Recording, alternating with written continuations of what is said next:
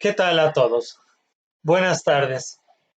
Ya casi está por finalizar el ciclo escolar y son las últimas sesiones de videos para tercera y secundaria. Para finalizar estos últimos videos estamos hablando también de algunos temas ya de un México ya reciente, un México que tiene que ver con la época de ustedes, un México más cercano a la parte histórica actual en algunos temas de ellos. Y precisamente el tema de hoy se centra en esta parte, la conformación de un Estado multicultural mexicano. México es un país extremadamente diverso, complicado, complejo, en donde existen muchos Méxicos, por así decirlo. Y este tipo de término que México son muchos Méxicos, ya lo estarán analizando quizá en otros cursos de preparatoria y de universidad, en el ámbito de sociología, de historia, de filosofía, es decir, materia de ciencias sociales, en donde ya el concepto de México cambia y muta para analizarlo como algo más rico, más complejo, porque si bien política y geográficamente México abarca desde Baja California Norte hasta Chiapas, sí, geográficamente todo este pedazo es México como tal, si lo habláramos en el mapa, todo este complejo macizo de tierra. Pero no así hablando en la parte de sociología de lo que es México. Es decir, existen mil y un Méxicos en el sentido estricto de existen mil y un realidades de los mexicanos, desde el idioma, desde la gastronomía, desde la forma de ver el mundo. Si alguno de ustedes ha salido más allá de Jutepec alguna ocasión, se dará cuenta que realmente en otros estados, en México cambia mucho, la vida económica del país cambia mucho, la forma de expresarnos cambia mucho, el lenguaje, la parte física, el biotipo, aquellos que alguna vez han ido a la costa de vacaciones, ya sea costa de Veracruz, costa de Acapulco y demás allá, te das cuenta que aunque todos hablamos español, el acento muchas veces es muy distinto entre unos y otros. Aunque realmente, aunque nos suena a veces raro, curioso, peculiar esto, precisamente, inclusive la parte física de nosotros es muy distinta a veces de un municipio de Morelos a otro. Te das cuenta cómo es la gente del norte del estado, o inclusive la gente del norte del país, la gente del norte, Monterrey, Sinaloa, Chihuahua, Sonora, tiene un acento muy peculiar para hablar. La gente de la costa tiene un acento peculiar, la gente del sureste, la gente del Bajío, y aparte de esto, las costumbres, las tradiciones, la forma de ver el mundo, la realidad, la parte económica. Es decir, ustedes que se mueven en la zona metropolitana, en la zona cercana a la capital que es Cuernavaca, se dan cuenta que si alguna vez han ido a otros municipios más alejados como Ayala, Xochiapan, Jantetelco, la esquina de Morelos, la parte de hasta abajo propiamente, la punta, te darás cuenta que esta esquina la gente vive de forma muy distinta y venir a Cuernavaca para ellos es muy lejos realmente. O sea, hablar de la zona metropolitana es muchas veces como la gente del pueblo que a veces algunos de ustedes van a la Ciudad de México, donde la realidad cambia muchísimo. Y en esta parte multicultural, precisamente por eso hablamos de muchos Méxicos en la parte ya de la universidad, en la parte sociológica entender las realidades de cada quien. Cuando en el norte inclusive escuchan algún tipo de música, más de corridos, más de banda, y en otras partes escuchamos otro tipo de música, los bailes típicos, que en donde el morelense es la danza típica, el baile típico es el baile de los chinelos, que algunos de ustedes inclusive las conocen por el carnaval que se hace en Jutepec al inicio del año en enero. Es decir, el tipo de danza y demás es muy distinta a la danza de los viejitos, la danza del venado, de los concheros, de la piña, de los listones, otro tipo de danzas, inclusive la indumentaria. Si vamos al norte, vamos a algunas comunidades de pueblo, es muy común encontrar el sombrero tipo tejana, la camisa de cuadritos, el sombrero piteado, la bota, y aquí en esta parte nosotros no vestimos esta usanza. Es decir, y aparte de esto, tenemos todavía el mosaico multicultural étnico indígena del país. Tenemos más de 50 grupos étnicos en el país que todos son igual de mexicanos que nosotros como tal. Inclusive hasta son muchísimo más raza pura que muchos de nosotros que somos sangre mestiza. Porque estas poblaciones indígenas tienen costumbres propias, tradiciones, festividades sincréticas que mezclan parte prehispánica, parte españolizada, Es un poco indígena, un poco católico, pero que de una u otra forma son muy respetuosos de sus tradiciones, en sus bailes y demás.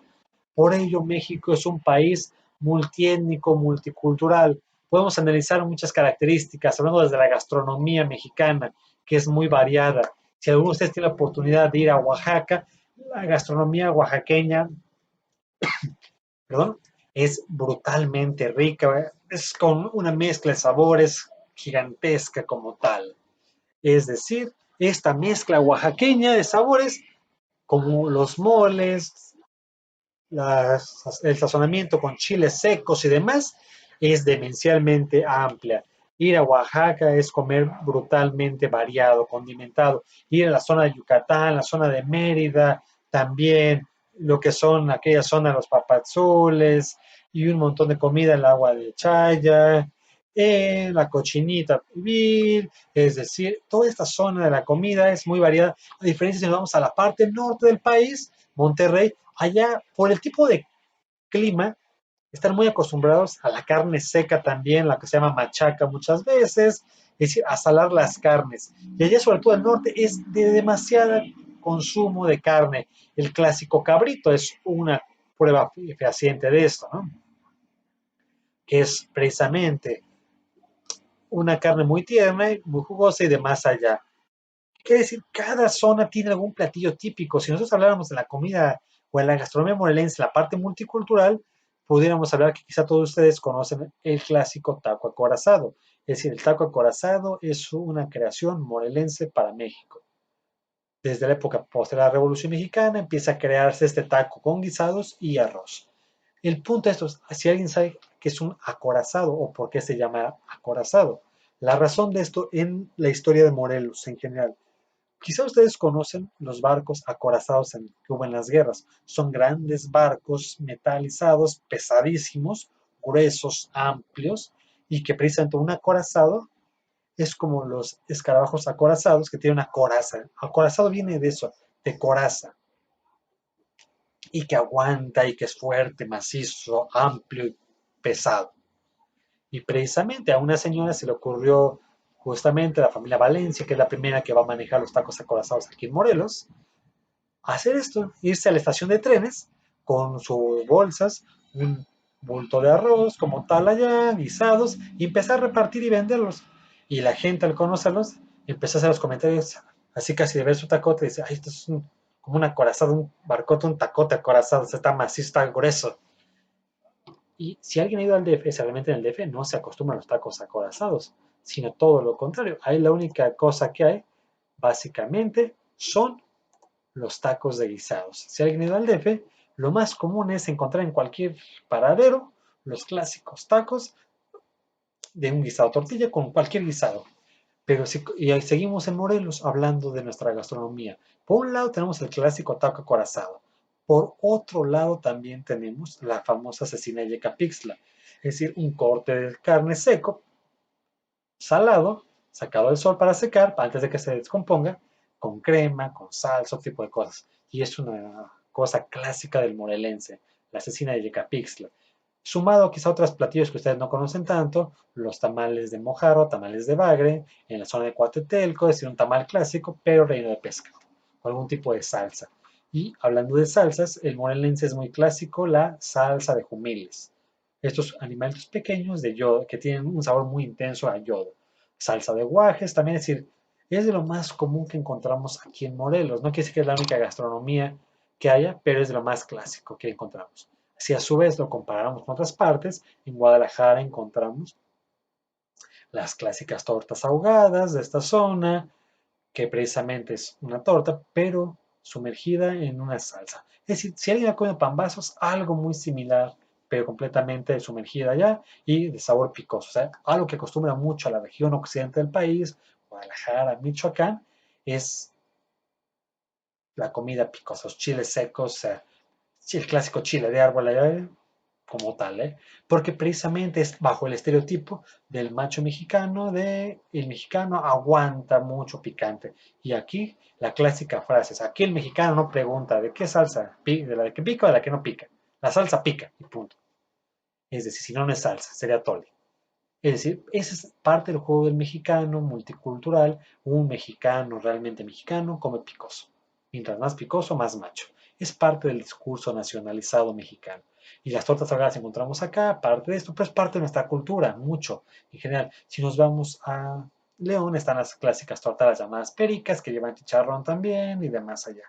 Si vamos al sureste, a Chiapas, o sea, los clásicos tamales de chipilín, que es una hierbita que se le pone al tamal, como tal incluida, pero bañada con salsa de chile habanero, que le da este plus picoso como tal.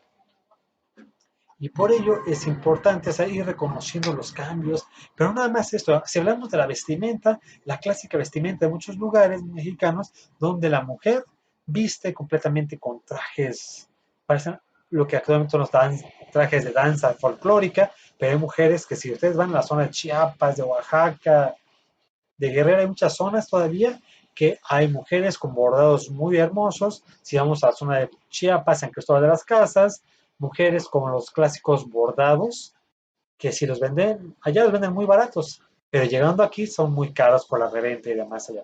Y son partes multiculturales, o sea, de la parte multicultural inclusive hay estudios de posgrado para estudiar la multiculturalidad de un país, es decir, una maestría en multiculturalidad. Cuando acabas la licenciatura puedes estudiar y centrarte específicamente en conocer las distintas muestras culturales de cada región del país, porque hay muchos cursos, muchos diplomados, maestrías de esto, para entender cómo vive y cómo se conforma el mexicano en sus mil y un caras, sus mil y un facetas. Y ustedes pueden darse cuenta de esto, desde la vestimenta que ya mencionamos un poquito, la gastronomía que es brutalmente rica, los dulces típicos, los licores, que son muy característicos de cada región, el tipo de nieves, las barbacoas, que esa la gastronomía es muy variada y cada región es clásica de esto. Hay lugares que consumen más unas cosas que otras. Ejemplo de esto, o sea, ustedes quizá conocen las famosas guajolotas, las cuales son las clásicas tortas, pero de tamal.